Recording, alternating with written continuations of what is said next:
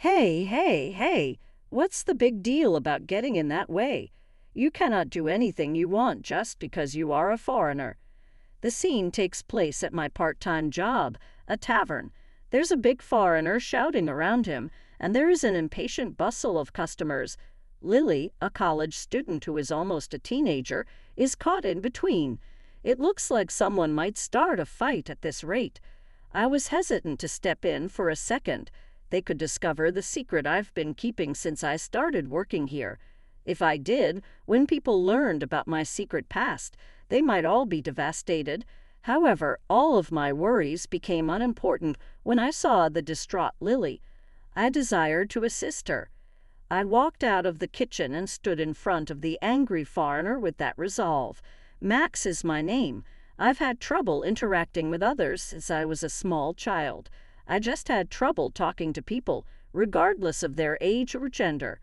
This is how I felt since kindergarten. Books piqued my curiosity the most back then. I began by reading picture books before progressively developing an interest in novels. Naturally, I probably didn't understand more than half of the material at the time because many of the words were too complex for me. Nevertheless, I had a great time attempting to comprehend the characters' feelings and the situations. I was most happy during that process. It seems sense, though, that my peers had little interest in that. They would remark, "I have no clue what Max is talking about," whenever I attempted to discuss it with them. On the other hand, I was unable to identify with the comics or cartoons they talked about. Since then, I've avoided social engagement as much as possible. However, life cannot be experienced alone. I was still spending most of my time alone while being in college. My easygoing mother advised me to go out more and make at least one friend, at least find a job and travel more, if that's too much. I understood what my mother was saying, of course, but I didn't want to socialize. Even a position where I could work on my own was something I was searching for. You know, you can't live your life alone. In fact, you might meet some people you truly click with if you accepted a part-time job or anything. My dad even took my mom's side. I covered with reluctance that they were both conspiring to inform me of this. In light of the situation, I began searching for a part-time job immediately following graduation. Around that time, I was directed to a tavern by a senior in college who would engage with me. He asked, "If that's the case, want to try working here?" After I gave him the rundown, I ended up working at the bar he suggested. My senior is the manager of that pub. It is not a part of a chain or anything. He claims that the menu reflects the establishment's age, which was passed down from his grandfather. It has some rips and wear. It has a distinct flavor that I truly enjoy.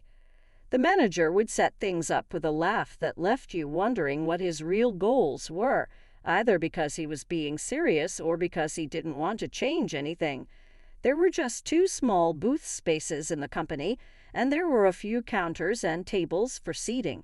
Additionally, the manager had other responsibilities and was rarely at the restaurant.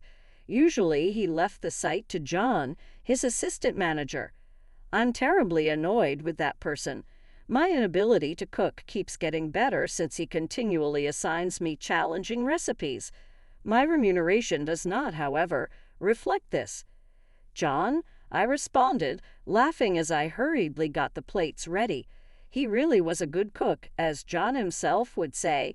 In addition to his efficiency, he had excellent seasoning, particularly in his omelette.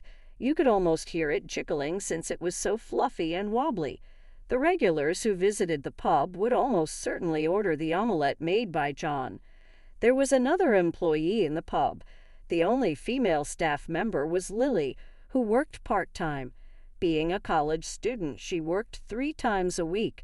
Unlike me, she spoke brightly with everyone and had a dazzling smile. Regulars often commented, "You know, the reason I keep coming back here is because of Lily." Although I was grateful for the job, I wasn't good at customer service. Dealing with tipsy customers was particularly tough, and since I often couldn't communicate well with others, I was mainly relegated to the kitchen. The kitchen was John's territory. Despite him being faster on his own, He seemed to purposely delegate tasks to me. Thanks to that, my cooking skills improved rapidly. I've always had a passion for cooking. It's something I can quietly focus on by myself without needing conversation. Never did I think this trait of mine would be so useful here. Contrary to my expectations, this place gets quite a crowd. When I was first introduced to this gig and saw the somewhat old-fashioned establishment, I assumed not many folks would frequent it.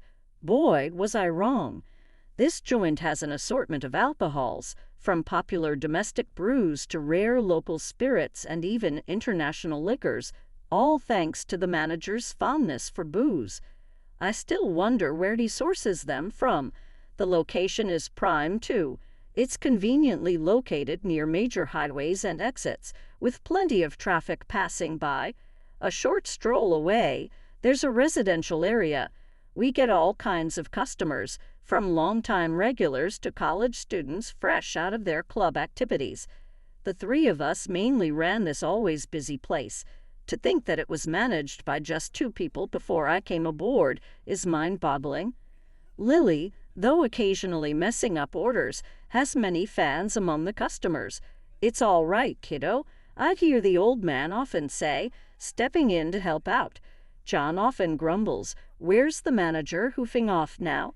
Think I should deep fry him or something, but he's always cooking with a grin on his face. "John, this omelette is just out of this world." Lily's voice echoes from the dining area, to which he'd reply, "All right, I'll whip up another one for free on the house." Sure, it was a busy gig, but I looked forward to every shift. Half a year flew by since I started. Every day was hectic, but it felt hundreds of times more fulfilling than before.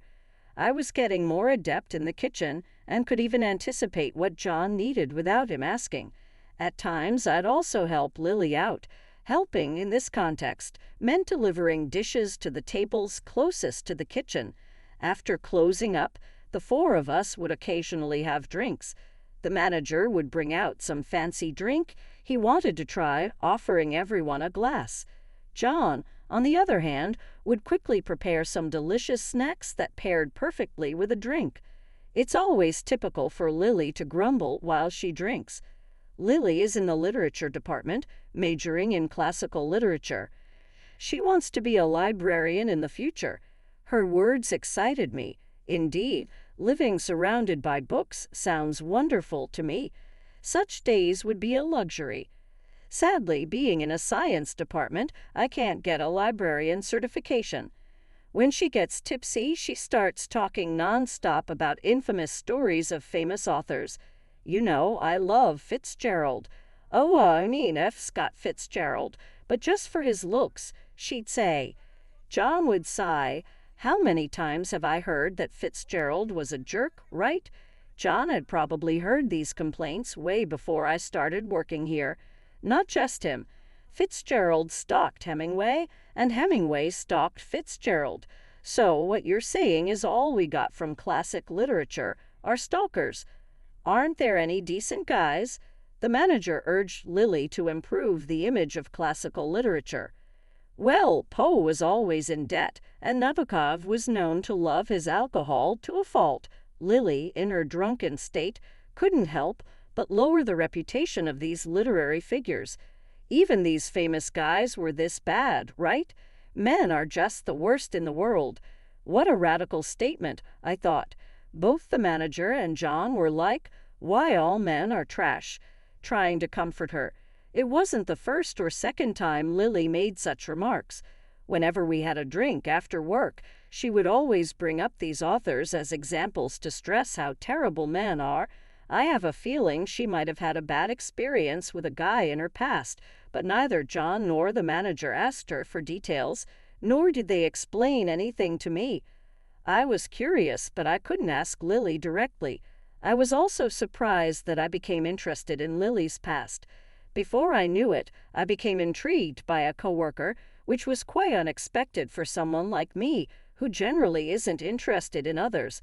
In these 6 months, I silently applauded the growth in my feelings during my part-time job. There was something else I noticed. The manager seemed to be quite fond of Lily. I mean, he seemed to really like her, if you catch my drift. He was quite the caretaker, or perhaps just very attentive. Well, they are both of the right age, so there's nothing wrong with that. There shouldn't be an issue, but I can't help but watch their interactions. That's how my days went by. One day, as usual, the manager wasn't around, so the three of us were serving the customers. It was a typically busy day when something out of the ordinary happened. We had a foreign customer. Judging by looks might not be fair, but that customer was probably German. They were around 6'3" tall and extremely muscular. If they were to punch a guy like me, I reckoned just one hit would shatter all my bones. And it wasn't just one or two of them. There were 6. I hadn't anticipated such big folks coming into such a tight space in the pub. Lily, taken aback, led them to the seating area. It got a bit crammed because of the other customers, but it couldn't be helped. The foreign customers seemed to understand the place was busy, so they didn't complain and just ordered. Their English was broken, but Lily managed to take the orders and safely returned to the kitchen. "Phew, I made sure to take that order very carefully," she said. John joked, "If you messed up, you'd probably get a whooping." At that comment, Lily double-checked the order slip and muttered, "Maybe I should ask again." Luckily, all the ordered dishes were served, and the foreign customers left looking satisfied. After that, customers kept pouring in without a break, cooking non-stop. I took a moment to look at the clock and realized it was almost closing time. I was pretty worn out, peeking into the dining area. There were still some customers, but most seemed ready to leave or had finished their meals. Just as we were about to start cleaning up the kitchen, Lily's voice echoed into the kitchen. Rushing back into the restaurant with great speed was the foreigner who had dined earlier. Whether he was drunk or had simply rushed back, his face was flushed and easily visible even from the kitchen. Rushing past Lily, he headed straight for the booth they had occupied earlier. From inside, a voice exclaimed, "Who the heck is this guy?" That private booth was already occupied by other local customers. You can bet they were frightened when a flushed and imposing foreigner suddenly burst in while they were just having a drink and a bite. But those customers seemed a little tipsy and quite spirited. Hey, just because you're a foreigner doesn't mean you can do whatever you want." The foreigner was shouting back, but in German, so the locals had no clue what he was saying. What's he going on about? It was worse than a normal drunken brawl. Just as they seemed about to come to blows, Lily stepped in. "Please wait, everyone. Just calm down a bit." With a lady stepping in, things seemed to cool down a bit. However, the foreigner then began to interrogate Lily. He had been speaking in broken English earlier because he was calm, but now he was rapidly firing questions at Lily in accented German. Of course, Lily didn't understand what the customer was saying and was left bewildered, mumbling, well." John, who had been watching the situation from the kitchen, remarked, "This isn't good. I'll call the manager right away," and headed to the locker room. I thought I'd wait for the manager to come. Honestly, I could somewhat understand what that foreigner was saying, though I couldn't catch every word due to the distance. If I got closer and he spoke more calmly, I'd probably understand almost everything. But if I did that, it might ruin the life I'd built up until now. I had just gotten used to this job at the pub and had been blessed with great coworkers. I couldn't just throw that all away. Just as I was thinking this, I caught Lily's eye. Her eyes were filled with tears, but she mouthed the words, "It's okay," to me. Seeing her like that, I acted before I even thought about it. I moved toward the space between the foreigner and Lily. I stepped in and spoke to the foreigner in German. For a moment, he seemed taken aback. However, once he realized I spoke German, he relayed his concerns very quickly. Understanding what he was saying, I turned to face Lily. Did this gentleman leave anything behind in this private room when he left earlier today? Lily looked puzzled for a moment, but then seemed to recall. "Oh, there was something." She then brought a small black box wrapped in cloth from the kitchen. It was a pretty old-looking box. Upon seeing it, the foreigner exclaimed, "Yuta," and grabbed it. Upon opening the box, an antique fountain pen emerged. "That's what he was looking for," I said. Upon hearing this, Lily replied, "Oh, I see. It looks quite old, but it seems to be well maintained. I thought it might be a cherished item, so I kept it stored carefully to ensure it wouldn't get scratched. It would have been nice if she remembered it right away, but if this large man raised his voice at her, she'd probably get too nervous to remember anything." According to the foreigner, this fountain pen was handed down from his grandfather during wartime. His grandfather, who had been injured on the battlefield, was treated by an American soldier who was his enemy. Even after the war, he kept in touch with that American soldier, who then passed on this fountain pen to him. Since then, it has been handed down to his son and grandson and kept safely. Normally, it is kept in his bedroom at home, but he thought it would be fitting to bring it on his trip to America. He'd always carried it with him, but it must have fallen out of his bag at some point. He realized he had lost his fountain pen while walking with his friends after leaving this pub, so he hurried back. The foreigner kept bowing and saying, "Thank you," and "I'm sorry" multiple times while this was happening. From the kitchen, John, with a brush in hand, came out, and from the entrance, the manager entered the dining area holding a broom. By the time they both arrived, the situation had been resolved. A muscular man was apologizing profusely to me, and the room was lit with some clapping and cheering, probably due to a few drinks. Later that night, instead of our meal, the four of us had some snacks. Lily sat next to me and said, "Thank you so much for today. I was so scared, I thought I'd faint." She laughed, but as expected, she was leading up to a question. "But how did you know German? And not just a bit? You were fluent, right?"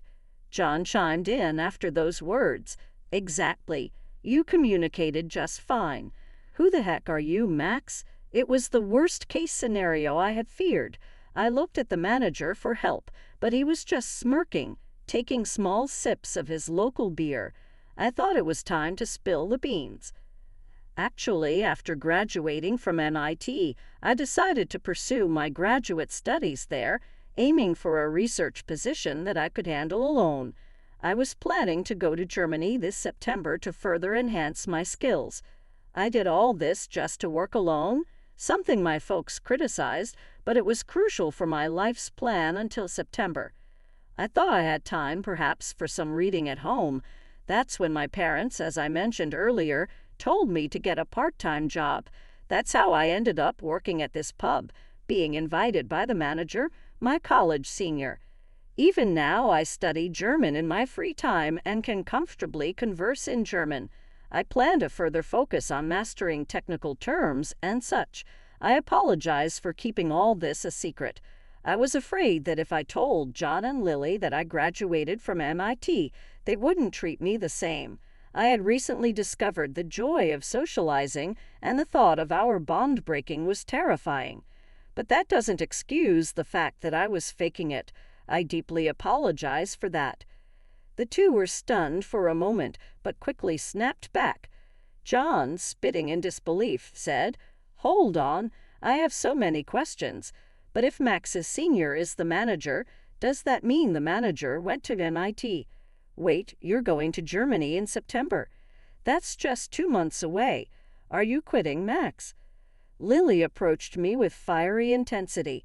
If she had shown that spirit earlier with the foreigner, I bet she could have handled it herself. But I only thought that and kept it to myself. By the way, the manager chimed in. This guy was top of his class in college. That unnecessary comment only stirred the pot, causing a bigger commotion among the two. "Max, sure, I was surprised to hear you graduated from MIT," said John, "but that doesn't change the fact that we've worked together this long. I'll miss you. In just 2 months, I want to become closer friends." From that day on, Lily seemed to warm up to me, and I, too, began to trust her more every day. although gradually I found myself laughing more. However, an issue arose just a week before the end of my part-time job. That day, as usual, the manager was out, and unfortunately it was also John's day off. Luckily, the pub wasn't too busy, and Lily and I could manage just fine. During that time, a rough-looking middle-aged man walked in. Since Lily was busy delivering food, I handled the customer service. By now, I had become quite good at handling customers. When I showed him to a table, he asked me, "Is there a girl named Lily here?" I thought he was placing an order, but he was actually asking for a staff member. While I was trying to grasp what he meant, Lily came out of the kitchen with some dishes. Seeing her, the man shouted, "Lily, so this is where you've been hiding." Upon seeing the man's face, Lily froze in place. She had a look of sheer terror, not the surprise and fear she had with foreigners, but pure, unadulterated fear. She was so scared she couldn't move a muscle. The man tried to forcibly grab Lily's arm and drag her outside. I immediately stepped in. "What are you doing to our employee?" My voice was strong, but it was drowned out by his shouting. "Shut up. You should mind your own business. It's a parent's right to handle their child," he yelled. Parent? Is he claiming to be Lily's father? Yet he doesn't seem to be lying. Just because you're a parent doesn't mean you can do whatever you want. What's wrong with you? My words annoyed him, and he kicked over a chair in the pub. Who the hell do you think you're talking to? Ignoring the other customers, he started punching the wall and throwing chairs, causing a ruckus. Screams erupted from the surrounding customers. This could lead to police involvement. Unfortunately, I'm your typical geek. I've never been in a fight my whole life. Being fluent in German doesn't help in this situation. Lily's in trouble right in front of me, and I'm helpless. Lily's father shouted at me, "What can a little punk like you do?" and took a swing, but I had no idea how to dodge, so I just closed my eyes, bracing for impact. I heard a dull thud, yet I felt no pain. Hesitantly, I opened my eyes and saw a wall in front of me. To be precise, it was a massive wall-like back. I remembered today in the back private room that the foreigner, Eric, was the fountain pen who had come in with his buddies. Eric said in broken English, "Oh, and now it's my turn, huh?" flexing his fist. Lily's father was taken aback for a moment by the sudden appearance of the imposing man, but he quickly regained his confidence and shouted, "What's with the foreigner stepping in?" Eric then began speaking in German. His voice was calm but filled with palpable anger. Lily's dad didn't understand a word the big foreigner in front of him was saying. To make matters worse, he soon realized he was surrounded by Eric's crew. He looked like a dwarf surrounded by giants. Eric asked me to translate. Just to clarify, I'll translate exactly what Eric is saying. I began, "I serve as a police officer in Germany. It's a dangerous job, often confronting violent criminals. I can't arrest you here in the U.S., but turning you over to the local authorities would probably be easier than facing some of the criminals back home. If it comes to that and you resist, be prepared to get hurt. You might need a few months to fully recover," or so he says. Soon after, the other foreigners started sharing their professions. "I'm a boxer. I'm in the military." Each profession seemed tougher than the last, and it appeared that the confidence of the once bold father was shattered. Hastily and clumsily he retreated, leaving the pub. As he left, the surrounding customers showered Eric and his crew with applause.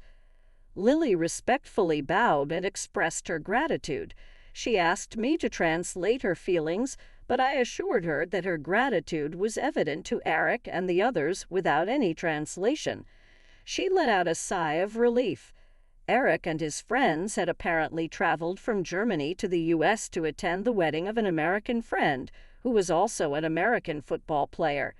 Eric wanted to express his gratitude to Lily for carefully storing his cherished fountain pen, so he visited the pub once more before heading back to Germany. Of course, he added that he also enjoyed the food here, particularly the variety of liquor. He was grateful that they took care of his grandfather's cherished item and felt relieved that he could now reciprocate the kindness. He said it now felt easier to head back to Germany. Tears streaming down her face, Lily bowed deeply as she and I bid Eric and his group goodbye. After closing up, I quickly found the manager to fill him in on the day's events. He listened silently throughout the conversation, but when I finished, he slowly began to speak. What the manager revealed left me quite surprised. It turns out the manager was Lily's maternal uncle. He was 16 years younger than his sister, Lily's mother, making Lily his niece. The manager, a successful businessman, was running the pub as a hobby. Lily's parents had an arranged marriage. Apparently, arranged marriages are still common among elite and prominent families. Even though they were married, her father had a short temper, easily getting physical at the slightest provocation.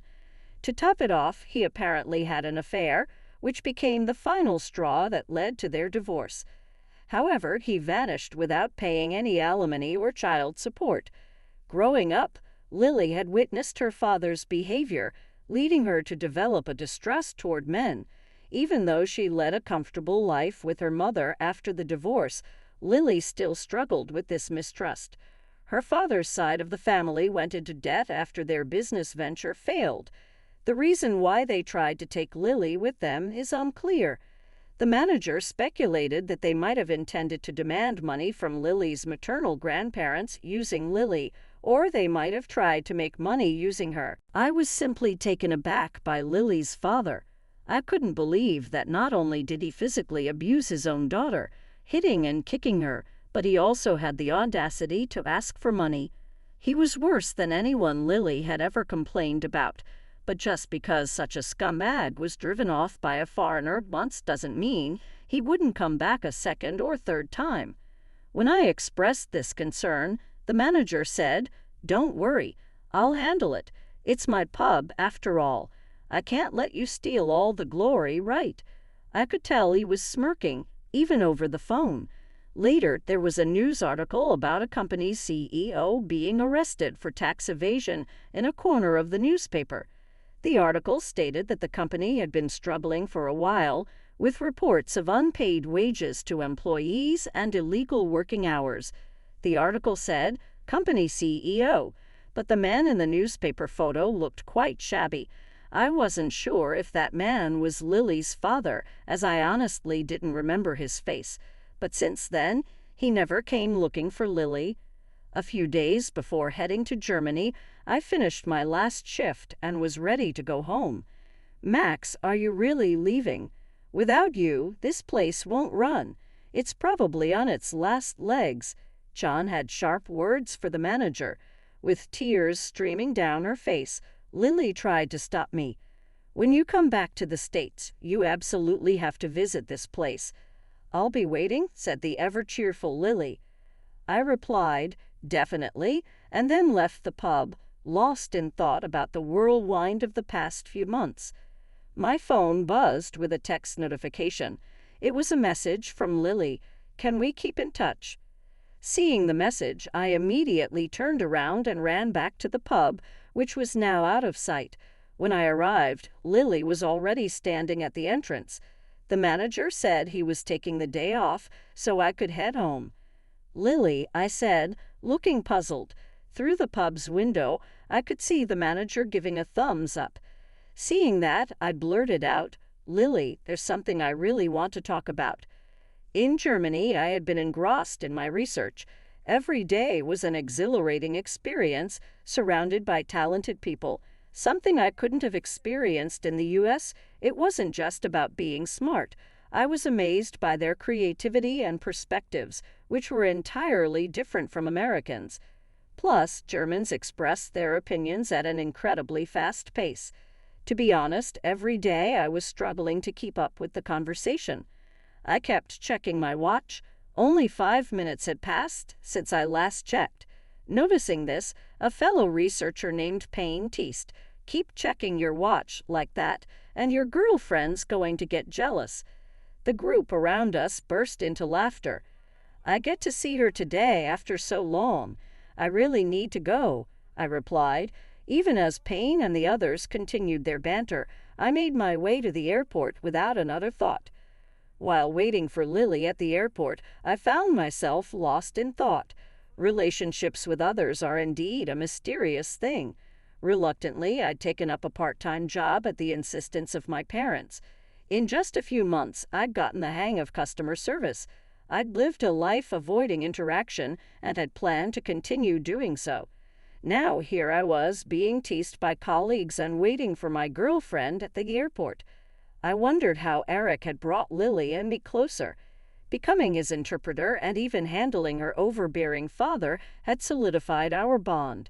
It's incredible how small interactions can yield such significant results. Engaging with others truly enriches life. As I was having this thought, a familiar voice called out from behind, "Hey, Max, sorry to keep you waiting."